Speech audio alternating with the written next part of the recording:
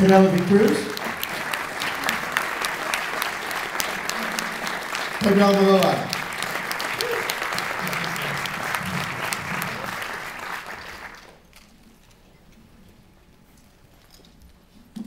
Okay, let's start off, if I may, with a question. Pedro, could you talk a little bit about this idea that, for me, was very intriguing, of a blind screenwriter?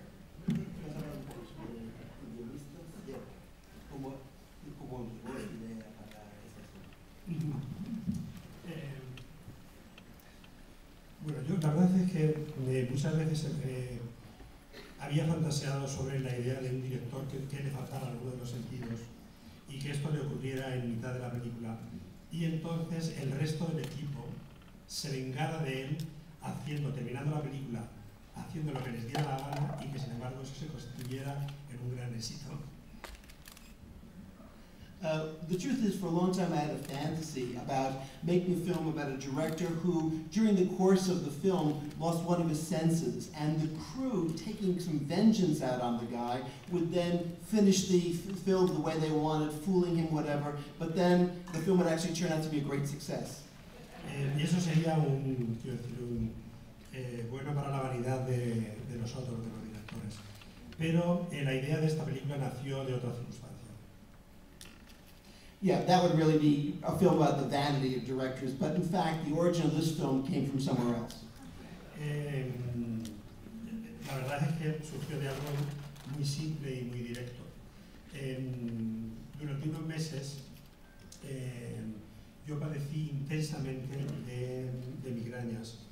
Entonces viví durante varias semanas en la oscuridad de mi habitación o del salón, pero en la oscuridad, porque a la migraña va incluida la fotofobia, etc. The truth is that this film really comes from something much more simple and direct. I happened to suffer for a period of time from migraines, and because of that I had to spend a lot of times in dark parts of a room or dark parts of my house, because along with migraines comes a certain kind of photophobia, kind of suffering from getting too much light. So, in the middle of the darkness, during weeks and weeks, then I started imagining something. It was a way like telling myself stories. And also when I discovered that even among the darkness and among the pain, the imagination works completely free. I mean, well, that imagination, you have to control it, because perhaps you want to suicide yourself, which is not the best solution. But also, I used it just to invent this immediate alter ego that was Mateo Blanco. But it was not, I mean, I didn't try to just like to write something, to work on, no, I was just, I mean, I have so much time that it was a way to fill the time with something. And then I thought about this immediate alter ego, that of course it was a blind director, because of the darkness that I was involved, I mean surrounded, and I did it just like for fun. And then I took some notes, and at the beginning, you know, at the beginning this director, blind, was very sexually active, because perhaps it was the funnier thing for me at the moment. And you know, the first sequences that I wrote, that I thought about, it was that this man physically is very good, and he always he does the same things that he did when he could see. I mean, it was he get up, he go to the kiosk, and he buy the newspaper. He doesn't read it, but you know, it's an habit that he doesn't want to lose. And he goes to have the same place to have some coffee, and perhaps he talks with people. And usually, in the way to his place, he tried to, how you say, ligar? To flirt, just with the girls, with the girl cuyo olor le gustaba. Whose scent, perfume he enjoyed. Realmente era una película pornográfica sobre un ciego y un montón de chicas. It was actually a kind of pornographic film about a blind man and lots of girls. Entonces siempre a las chicas él lo que hacía para ligar era you asked me about the origin of this perhaps it could be better than the one I mean. Se situaba, quiero decir, seguía a la chica cuyo olor le gustaba y la seguía hasta el paso de cebra. And so what he would do is he would follow the woman who sent he liked best, and he would follow her just until he was about to kind of run into her. Entonces, una vez en el paso de cebra, daba un movimiento suicida en un momento en que él sabía que no debía darlo, para que la chica reaccionara y le cogiera el brazo. So what he would do is he'd get up right up to the edge of the curb, and at that moment when he knew that he would get into trouble or have an accident, at that moment this woman would grab him to stop him from having this accident. Y empezaba a hablar. Entonces ella decía, tenga cuidado. I mean, pay attention. See, I mean, always, the woman said. And usually, he said, well, I go with you when the green light will be. So, usually the girl accompanied this blind man, and they are very close to his place.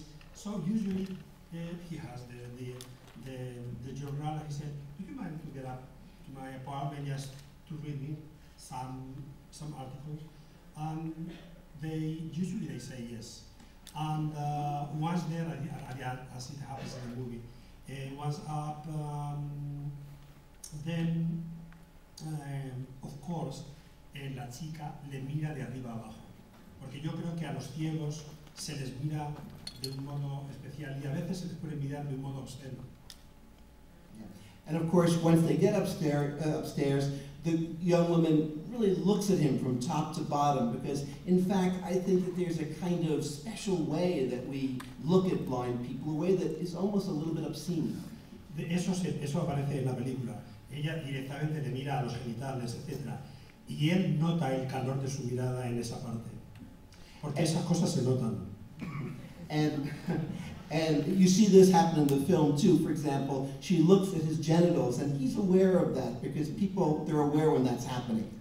Bueno, no, él naturalmente hacen, and of course they make love and all that. And the story that at the beginning that I took away, that it was funny to imagine when I was lying in bed, it was that in front of his place there is an academy of models. And among them, they are like the urban legend that in the neighborhood there is a blind man that is the great fucker in the world. And some of them sometimes when they are neighbors, when they go into the street, they fantasize just to meet these blind men, and of course.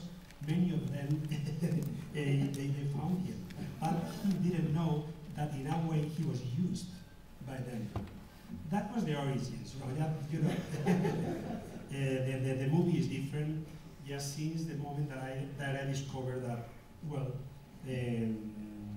what was the tone that I wanted for the story. And also when I link this character with a photograph that I took in Lanzarote, like 9 or 8 years ago. Because the photograph that is in the movie, it is mine. I did it, as I say, 8 years ago. And I was very, very intrigued by this photo. And I try to put it always in my movies, and I never did. Because I always got the feeling that the photograph, like in Lawa by Antonioni, there was a secret, a hidden secret in that photograph. And I always wanted to put it, well, in this way, I discovered a way to relate this blind man, this blind writer, with that photo. And that was more or less the two things, they were the origin of Broken Embraces.